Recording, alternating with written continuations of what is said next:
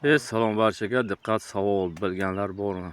Mana qaranglar, plashatkaga ikkita apparat bilan mana urug'lik don ekyapmiz.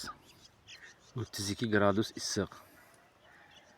32 gradus issiqqa mana o'zbek piyolasiga Atoli aka 32 gradus issiqqa terlab va termosni ichini shunday o'zi ochsam qaynagan choy qaynab yotibdi.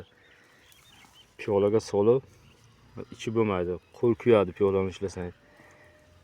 Qaynoq choy ichib nima qilyapmiz? Ishlayapmiz. Mana shu qaynoq choy ichib ishlasa foydasi bormi? Qanday foydasi bor?